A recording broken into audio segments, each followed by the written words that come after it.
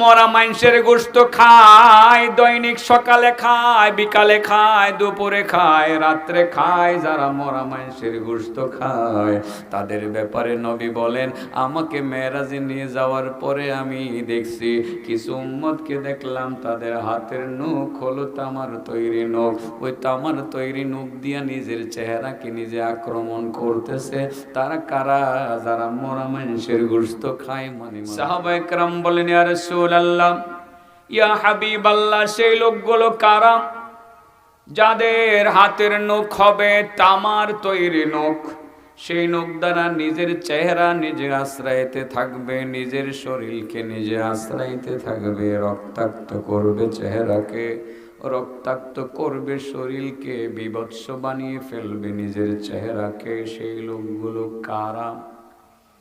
আমার নবী বলেন, এই রকম লোক আমার উম্মতের মধ্যে দুই প্রকার আছে, দুই ধরনের আছে।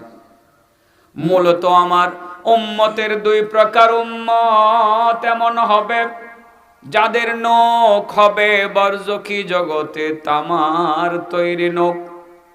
সেই নখ দিয়ে তাদের নিজেদের চেহারা নিজেরা আশ্রাতে থাকবে, ক্ষত বিক্ষত করবে, বিভৎস করে ফেলবে, নিজেদেরকে নিজেরা আক্রমণ করবে, কিয়ামত পর্যন্ত নিজেকে নিজে শাস্তি দিবে, এক সেকেন্ডের জন্য থামবে না। কয় প্রকার মানুষের নখ তামার তৈরি নখ হবে? দুই প্রকার। এক নাম্বার হলো আল্লাযীনা ইয়াকুলুনা লুহুমান নাস, এক নাম্বার যারা মানুষের গোশত খায়। কার গোশত খায়? আপনারা কবেন আলহামদুলিল্লাহ বাচ্চি। আমাদের পুলের ঘাট বাজারে শুধু গরুর গোশ আর খাসির গোশ আর মুরগির গোশ বেচা কিনে হয়, মানুষের গোশত বেচা কিনে হয় না। বাচ্চা গেলাম, ঠিক না বেঠে? ও বাবা, আপনাদের এলাকার মানুষ মনে হয় মানুষের গোশত খায় না, আপনারা আত্মতৃপ্তিতে ভুগতে আছেন। আমি বলি না না না, পুলের ঘাট এলাকার কমপক্ষে 90% মুসলমান প্রত্যেক দিন তারা মানুষের গোশত খায়। কোন দিন খায়? প্রত্যেক দিন খায়। কিভাবে মানুষের গোশত খায়, কেমনে খায়, এটা একটু বলতে হবে। এটার কারণেই নামাজ কবুল হয় না, রোজা কবুল হয় না, হজ কবুল হয় না। এই যে মেরাজের মাসে নবী 5 ওয়াক্ত নামাজ লইয়েছেন ঠিক হয়ে, আমরা দিয়েছেন ঠিকই জান্নাতের চাবি হিসাবে, চাবি কাম করে না, নামাজ কবুল হয় না, রোজা কবুল হয় না, মোনাজাত কবুল হয় না, শুধু এই কারণে যে মানুষের গোশত খাই আমরা।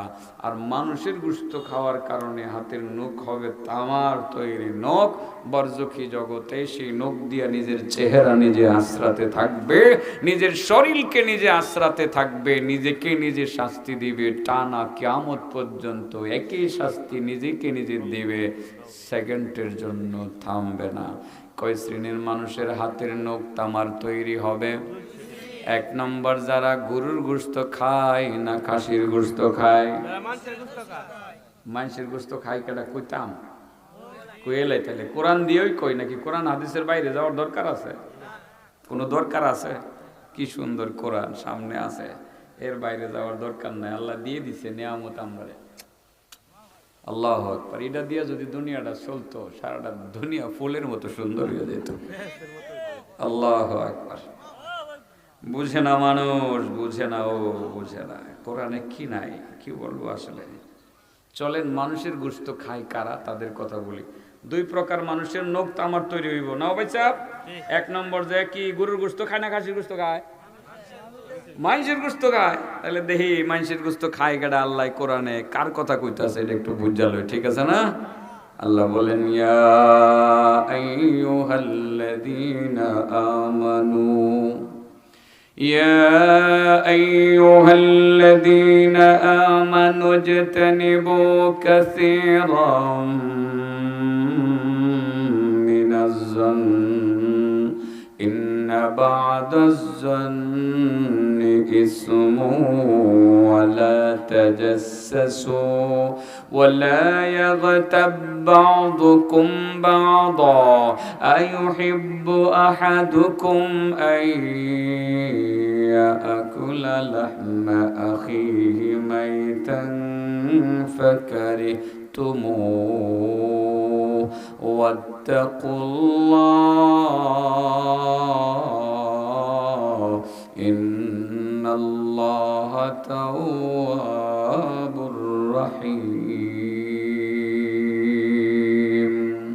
আল্লাহ বলেন ঈমানদারগণ ও ঈমানদারগণ ইজতানিবু কাসীরাম মিনাজ জান তোমরা অধিক পরিমাণ খারাপ ধারণা পোষণ করা থেকে দূরে থাকো অযথা মানুষের প্রতি খারাপ ধারণা করিও না কারণ খারাপ ধারণা করা ইন্না বাদাজ জান্নি ইসমুন কোন খারাপ ধারণা বড় গুনাহের কারণ ওয়ালা তাজাসসু তোমরা একজন আরেকজনের পিছনে লেগে থাইকো না ক্ষতি সাধন করার জন্য ওয়ালা ইয়াগতাব বা'দুকুম বা'দা তোমরা একজন আরেকজনের গীবত করিও না বদনাম বলিও না দুশ্চর্চা করিও না এই কামটা করিও না তোমাদের মধ্যে এমন কেউ আসুনি যে মরা মানুষের গোশত খাইতে পছন্দ করবা আল্লাহ নিজেই বলেন না না না তোমাদের মধ্যে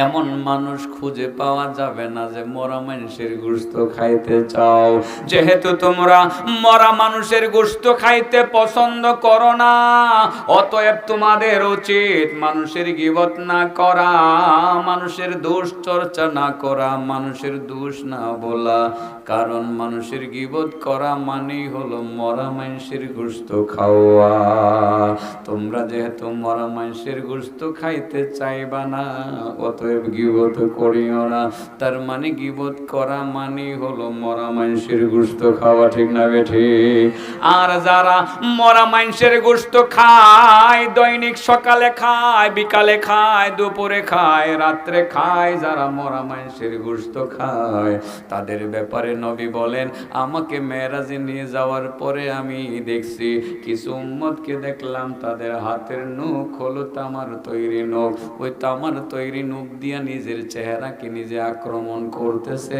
তারা কারা যারা মরা মানুষের গোশত খায় মানে মানুষের গীবত করে যারা গীবত করবে তারাই মূলত মরা মানুষের গোশত খাবে আর যারা মরা মানুষের গোশত খাবে তাদের নখ তামার তৈরি নখ হবে মরণের পরে বরজকি জগতে তাদের চেহারা নিজেরা আশ্রাইতে থাকবে নিজেদের শরীরকে আশ্রাবে ক্ষত বিক্ষত করবে রক্তাক্ত করবে একেবারে বিভৎস বানিয়ে ফেলবে নিজের বিরুদ্ধে নিজে শাস্তিটা কিয়ামত পর্যন্ত দিতে থাকবে একটা সেকেন্ডের জন্য থামবে না পাশাপাশি অন্য হাদিসে রাসূল বলেন লা ইয়াদখুলুল জান্নাতা কাত্তাত যারা মানুষের গীবত করার মাধ্যমে মানুষের গোশত খায় তারা নামাজ রোজা পড়তে পারবে কিন্তু জান্নাতে যেতে পারবে না গীবতকারী জান্নাতে যাবে মানে যে মরা মানুষের গোশত খাওয়া বোঝানোর জন্য একটা হাদিসের গল্প বলবো কিসের গল্প নবীরে আল্লাহ স্বপ্ন দেখাইছে নবীরে কি দেখাইছে স্বপ্ন দেখাইছে আগের দিনের নবীর কাছে ওই তো স্বপ্নই বেশিরভাগ কথা বুঝছেন না এটারে বলা হয় আর রুয়া as-সালিহা সত্য স্বপ্ন নবীরে আল্লাহ স্বপ্ন দেখাইছে এই নবী ঘুম থেকে জাগার পরে সর্বপ্রথম তোমার সামনে যেই জিনিসটা পাইবা এটারে দুইটা সমানে খাইয়া লাইবা এক নম্বরে খাইয়া লাইবা এটা তো তুমি জানোই তুমি একবার শুনছো দেখি কই ওয়াজ করছি এই কথাটা মনে আছে এটা আমার পুরানা শ্রোতা আমি দেখেই বুঝছি যে হ্যাঁ এটা জানে আপনারা সবাই নাও জানতে পারেন এক নম্বরে খাইয়া লাইবা এক নম্বরে কি খাইয়া লাইবা তাহলে বোঝা গেল সামনে যদি একটা পাহাড় পরে খাইলাম লাগবো আর এমন একটা মানুষ বললে খাইলাম লাগবো না খাইলে নবুয়ত থাকতো না ঠিক আছে না নবীরে আল্লাহ হুকুম দিলেন নবী সর্বপ্রথম যেই জিনিসটা পাইবা সেটারে খাইয়া লাইবা সিরিয়াল মনে রাখতে হবে পাঁচটা কথা বলবো পাঁচটা মনে রাখতে হবে এক নাম্বার যা পাইবা তুমি খাইয়া ফেলবা আর দুই নম্বরে তোমার সামনে যে জিনিসটা পড়বে সেটাকে তুমি ঢেকে ফেলবা কি করবা তিন নম্বরে যে জিনিসটা পড়বে সেটাকে আশ্রয় দিবা, চার নম্বরে যে জিনিসটা পড়বে সেটাকে নিরাশ করবা না। কটা হয়েছে বন্ধু? চারটা। এক নম্বরে খেয়ে ফেলবা, দুই নম্বরে ঢেকে ফেলবা, তিন নম্বরে আশ্রয় দিবা, চার নম্বরে নৈরাশ করবা না, নিরাশ করবা না। তাম্বিহুল গাফিলিন গ্রন্থকার আবুল্লাহ সামারকান্দি তার কিতাবে হাদিসটা নিয়ে আইছেন। চার নাম্বার নিরাশ করবা না। ও নবী, পাঁচ নাম্বার তোমার সামনে যে জিনিসটা পড়বে সেটা দেখা মাত্রই তুমি সেখান থেকে দৌড়ে পালিয়ে একেবারে চলে যাইবা তুমি জেলখানার মোড়। আশেপাশে তুমি দাঁড়াইবা না, অনেক দূরে চলে যাইবা। হুকুম কয়টা হলো? পাঁচটা হইল। অর্ডার রেকর্ডার কয়টা হলো? পাঁচটা হইল। শুধু এই জায়গাতে রেকর্ড করলে হইতো না, এই জায়গাতেও করণ লাগবো। এক নম্বরে খাইয়া লাইবা, দুই নম্বরে ডাইকা থইবা। নয় নয় তোমার শিখাই দি মোবাইলটা পুরাটা আইও। এক নম্বরে কলো, এক নম্বরে খাইয়া লাইবা। কও আমার সাথে সাথে কও। এক নম্বরে খেয়ে ফেলবা, দুই নম্বরে ডাইকা থইবা, তিন নম্বরে আশ্রয় দিবা, চার নম্বরে নিরাশ করবা না, পাঁচ নম্বরে দৌড়া ফালাইবা। মন থাকবো নি? নবীকে আল্লাহ পাঁচটা হুকুম করলেন। এক নম্বর খায়া ফেলতে হবে। নবী ঘুম থেকে জাগলেন, জাগার পরে সর্বপ্রথম তিনি দেখতে পাইলেন বিশাল বড় একটা পাহাড় দেখা যায়, পাহাড় দেখা যায়। হুকুম ছিল খেয়ে ফেলতে হবে। কিভাবে খাবে? এত বড় পাহাড় তো খাওয়া সম্ভব না। পাহাড়ের নিচের অংশ দেখা যায়, ওপরের অংশ দেখা যায় না। সেটা আবার মাটির পাহাড় না, সেটা আবার পাথরের পাহাড়। এত বড় পাহাড় নবী কেমনে খাইবেন? সম্ভব নাকি? হ্যাঁ, আল্লাহ যদি সম্ভব করে সম্ভব। বলো, আল্লাহ যদি সম্ভব করে সম্ভব।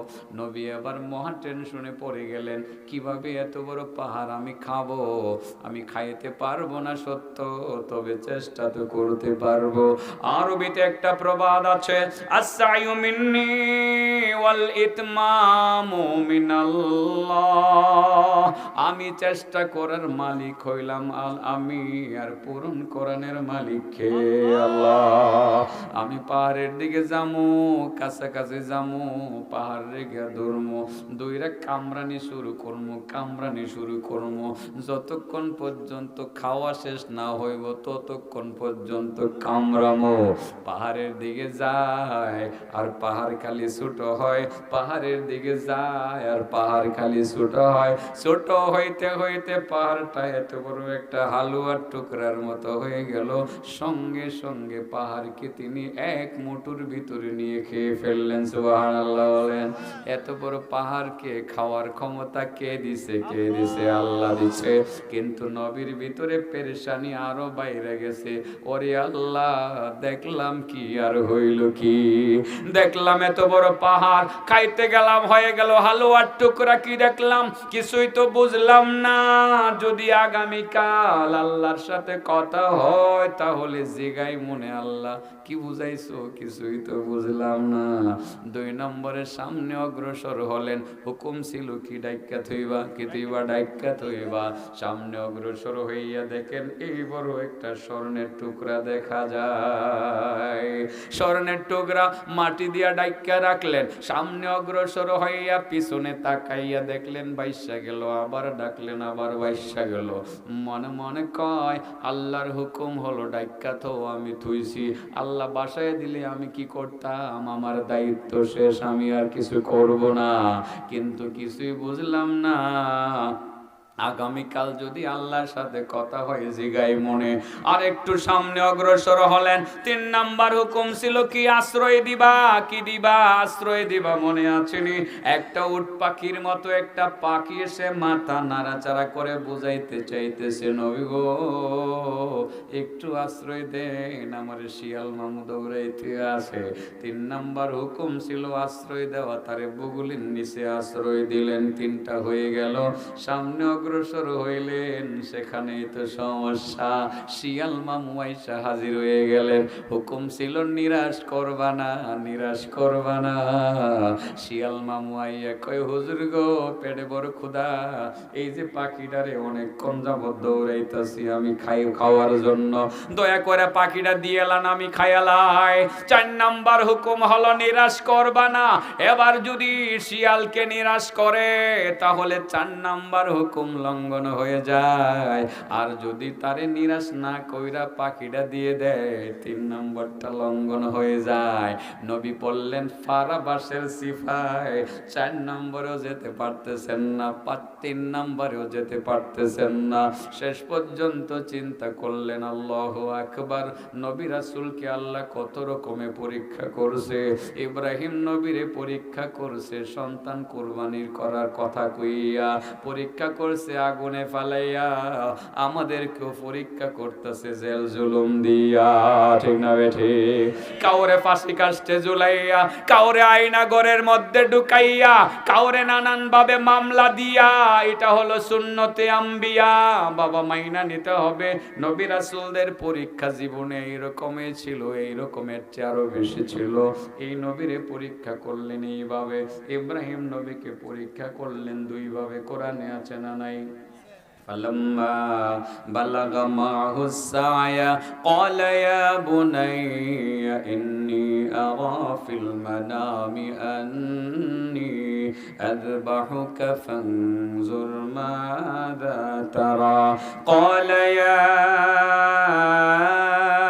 أبت افعل ما تؤمر ستجدني إن شاء الله من الصابرين فلما أسلما وتله للجبين وناديناه أن يا إبراهيم قد صدقت الرؤيا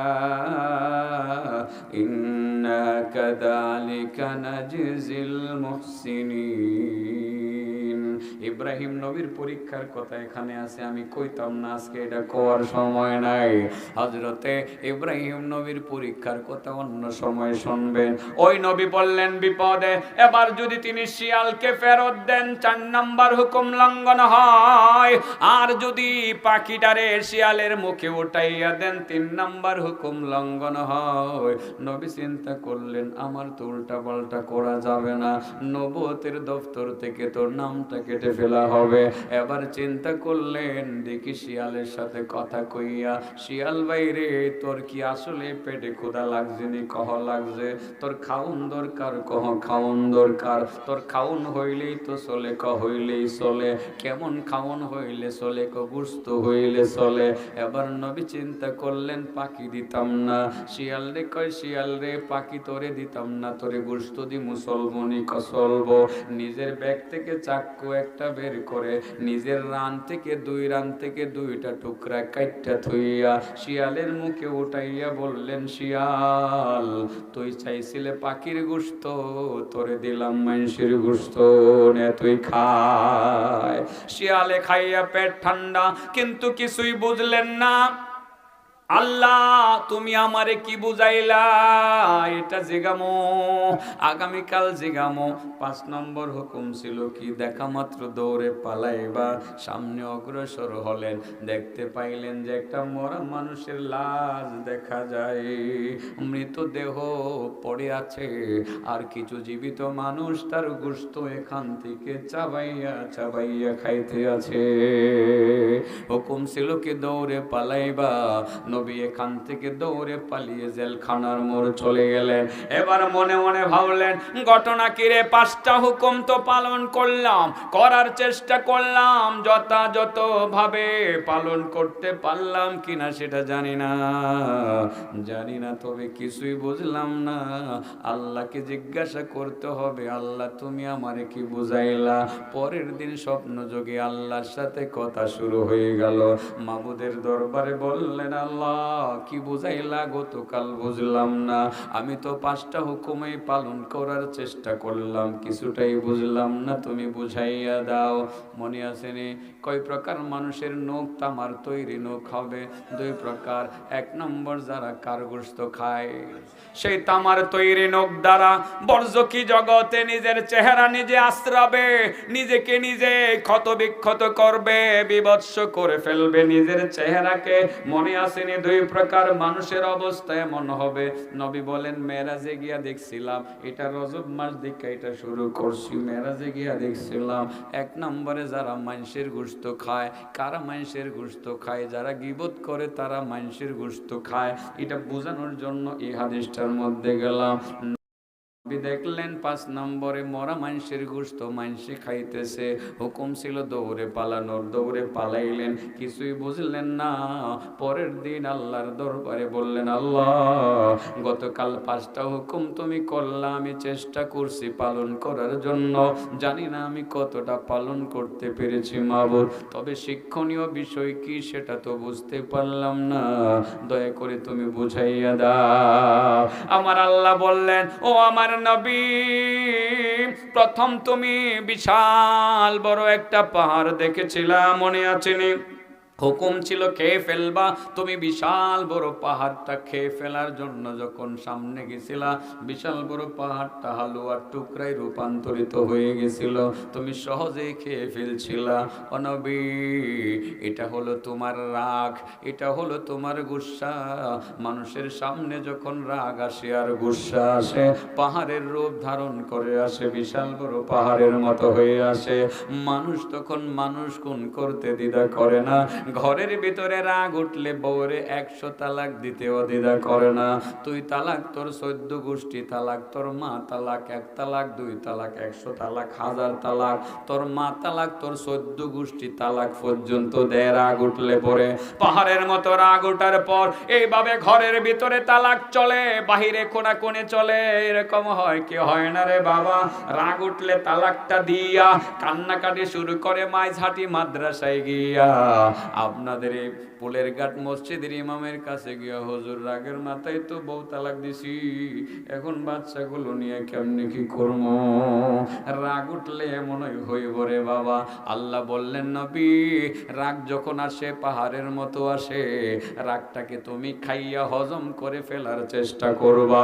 যেই মাত্র তুমি ইচ্ছা করবা রাগটাকে হজম করার জন্য, পাহাড়ের মতো রাগ সেটা হালুয়ার টুকরার মতো নরম হয়ে যাবে। তোমার মধ্যে আর তোমার দুশ্মনের মধ্যে যেই রাগারাগিটা ছিল, রাগারাগিটা বন্ধুত্বের রূপ নেবে, রূপ নিয়ে 2 জনের সম্পর্ক হালুয়ার মতো মিষ্টি হয়ে যাবে। স্বামী স্ত্রীর রাগটা যখন দুমে, রাগ উঠলে রাগটা যদি কেউ হজম করতে পারে, ওই দিন মহব্বত একটু বাড়ে, ঠিক না ঠিক? ও নবী, তোমার প্রতি আমার নির্দেশ হলো, প্রথম নির্দেশ হলো, রাগ আসবে পাহাড়ের মতো আসবে, সঙ্গে সঙ্গে সেটাকে হজম করে ফেলবা। আর আল্লাহর যে সব বান্দা বান্দি রাগ হজম করবে, পরকালে তাদের জন্য তো পুরস্কারের ঘোষণা আছে, দুনিয়াতেও একটা সারপ্রাইজের ঘোষণা আছে। আমি আল্লাহ বলে দিলাম, যারা রাগ গুসা হজম করবে, আমি আল্লাহ তাদেরকে ভালোবাসি। ওয়াল কাযিমিনাল গায়যা ওয়াল আফিনা আনিন নাস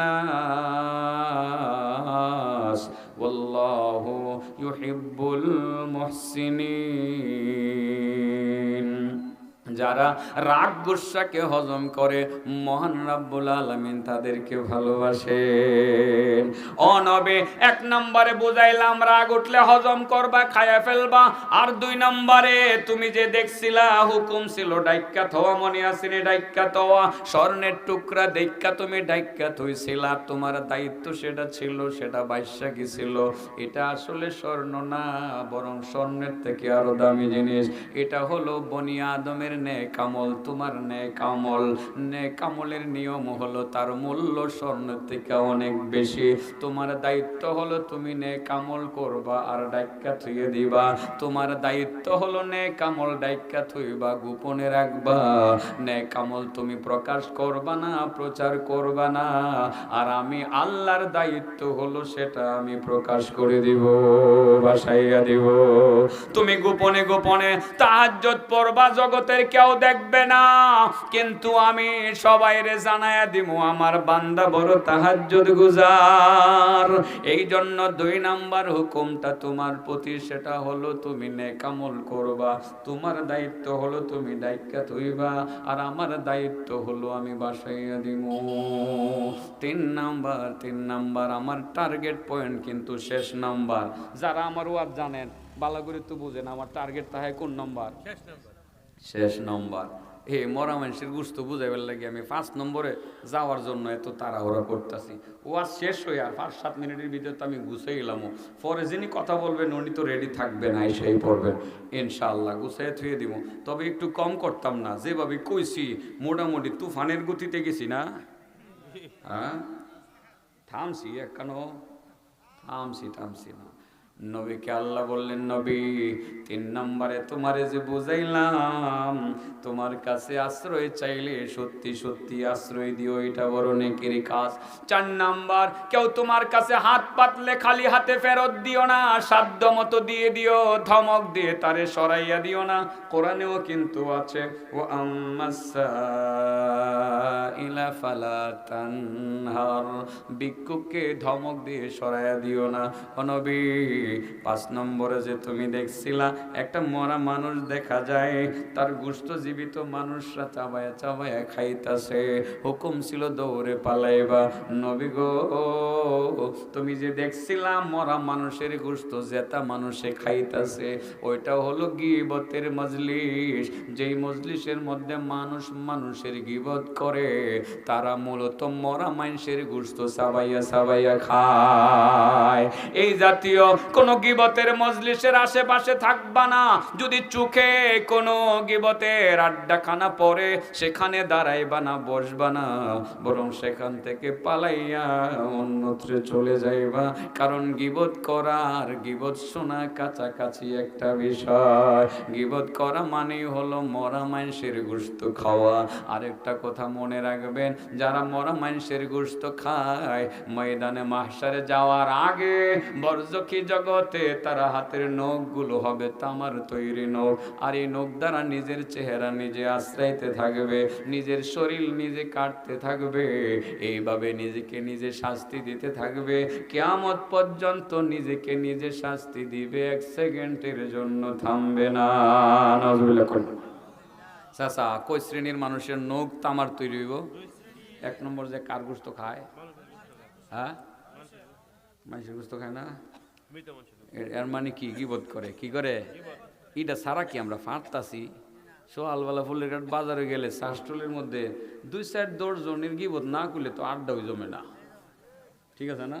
কোনো আড্ডা জমে, এটা সারা। সমস্যাটা এই জায়গা, সমস্যা দরতারছেন, দোয়া যে কবুল হয় না। সমস্যাটা কি দরতারছেন আপনারা? এবাদত যে কবুল হয় না, নামাজ যে কবুল হয় না, সমস্যাটা কি ধরতে পারছেন? মুহের থেকে কি এর গন্ধ হয়? মরা মানুষের গোশতের গন্ধ হয়। এই জন্য আল্লাহ এই মুহের দোয়া কবুল করে না। মুফতি মুহাদ্দিসের অভাব নাই, দোয়া কবুল হয় না। দোয়ার পাওয়ার কমে গেছে গা। আগের দিনের হেরার দোয়ার পাওয়ার বেশি ছিল, এখন আমরা দোয়ার পাওয়ার কমে গেছে গা। কারণ মরা মানুষের গোশত খাওয়ার চর্চাটা আমাদের মধ্যে একটু বেশি হইতাছে। বাবা, আমি কি কথাগুলো বুঝাইতে পারাইতে এতে মালিশটা দিয়ে লাই। আসলে গীবত করা এটা বড় পাপ। হাদিসে যে কত ধরনের নিষেধাজ্ঞা আসছে, কিভাবে সবগুলো তো বলবো না। তবে আজকে যদি আপনি চিন্তা করেন, আসলে শুনলাম গীবত করা এত বড় পাপ, আজকের থেকে আর গীবত করতাম না, থাক। আরেকজনের গীবত করলে লাভ কি? এর না একটু ক্ষতি হইল, ওর না একটু ক্ষতি হইল। বদনাম করলে ওর একটু ক্ষতি হইব, তার একটু সমস্যা হইব, এটা না বুঝলাম, ওই তার একটু সমস্যা হইব, কিন্তু আমার কি লাভ হইব? যেহেতু আমার কোনো লাভ হবে না, আমি গীবত করব না। এই নিয়তটা করার লগে লগে আপনি নগদ 20,000 পাইলেন। কত পাইবেন? কি টাকা না ডলার? হ্যাঁ, নেক। নেকও না, ডলারও না, টাকাও না। আপনি পাইবেন 20,000 রাকাত নফল নামাজের নেকি। কয়জনে পড়ছেন ও চাচা? ও আব্বাজান, 20,000 রাকাত হইছে। তারাবির নামাজ বাদ দিলে মনে হয় হইছে না। আমার তো আরো আগেই হইছে না বাচ্চা। কিন্তু আজকে থেকে যদি নিয়ত করেন গিবতটা দিমু সাইরা, আমি দুইটা কথা কই, হুদা গিবত সাইরা দিব আর ফজরের নামাজটা ঠিক মতো ধরে লাগবে। এদেশে ইসলামী হুকুমত এমনি আইব, হুদা খালি গিবতটা সাইরা দিব। এটা খালি শুধু আপনারা কয় না, আমরাও তো একটা আরেকটা দেখতারি না তো। আরে হ্যাঁ উষা টুপি বিনছে, হ্যাঁ খাটো টুপি বিনছে, আর হ্যাঁ পাঞ্জাবি কাটো, হ্যাঁ পাঞ্জাবি লম্বা। আরে বাবা রে বাবা, কাফের বানাইতে আমরা একজন আরেকজনের 2 মিনিটে দেরি করি না। খালি সমস্যাটা আমনগর মধ্যে না, আমরার মধ্যেও কিছু আছে। এই জায়গাটা যদি ঠিক করে লাইতাম পারি বাবা, আর ফজরের নামাজটা ঠিক করে লাইতাম পারি, ইসলামী হুকুমত অটোমেটিকলি আই করবো। এটা আমি মনে করি, এটা আমার ব্যক্তিগত ওপিনিয়ন, এটা আমি বললাম আর কি। হ্যাঁ, 20,000 রাকাত নফল নামাজের নেকি পাইবেন আজকে যদি আপনি ছাইরা দেন যে আমি গিবত আর করবো না। মা বোনদেরকে বলি, মা গো আর দরকার আছে ফুতের বউর বদনাম করার দরকার নাই, আর বোনডারে কই বোন কই শাশুড়ির বদনাম কইরে না অযথা, আমার তৈরি নক হবে। নবী বলছিলেন লাম্মা উরজাবি মারারতু বিকওমিন লাহুম আযফারুম মিন নুহাস ইয়াখমিশুনা বুজুহাহুম ওয়া সুদুরহুম। নবী বলছিলেন আমি যখন মেরাজে গেলাম আমি কিছু উম্মতকে দেখলাম তাদের হাতের নখগুলো হলো তামার তৈরি নখ। সেই নখ দিয়া নিজেদের চেহারা নিজেরা আশ্রয়তে আছে, নিজেদের শরীরকে আশ্রয়তে আছে, ক্ষত বিক্ষত করতে আছে। সাহাবায়ে কেরাম বলেন ইয়া রাসূলুল্লাহ তারা কারা? নিজের চোখ দ্বারা নিজের চেহারা আশ্রয়তে আছে, ক্ষত বিক্ষত করতে আছে, তাদের পরিচয় দেন। রাসূল বলেন আমার 2 শ্রেণীর উম্মতের নখ হবে তামার তৈরি নখ। নিজের নখ দিয়া নিজের চেহারা নিজে আশ্রাবে, ক্ষত বিক্ষত করবে, রক্তাক্ত করবে। এর মধ্যে 1 নাম্বার যারা মানুষের গোশত খায়, আল্লাযীনা ইয়াকুলুনা লুহুমান নাস, যারা মানুষের গোশত খায়। মানুষের গোশত কেডা খায়? যারা মানুষের গীবত করে তারাই মূলত মানুষের গোশত খায়। আর 2 নাম্বার হলো ওয়ায়াকাউনা ফি আরাদিহিম, আর 2 নাম্বার হলো যারা মানুষের মান সম্মান নিয়ে সিনিমিনি খেলে, মানুষের মান সম্মান তুলে মুলে নষ্ট করে লাই। কেমনে করে? অনেকভাবে সম্মান নষ্ট করা যায়। বিয়ে শাদীর একটা প্রপোজাল নিয়ে এই গ্রামও আইছে অনেক দূর থেকে, ছেলে পক্ষের লোক আইছে মেয়ে পক্ষের লোককে যাচাই করার জন্য। আয়সা জিজ্ঞাসে অমুক বাড়ির লোকটা কেমন, তার মেয়েটা কেমন? আপনি কয়ে দিলেন যে ভালো, এও বালা, ছেলে পেলে সবটি ভালো হয়। যে মেয়েটা বিয়ে করাইতে আসেন দেখতে বড় সুন্দরী, তবে কদিন আগে শুনছিলাম 1 সপ্তাহ বলে কই গেছিল গা, কোনো খোঁজ খবর আছে না। আছে এরকম হয়, এরকম হয়।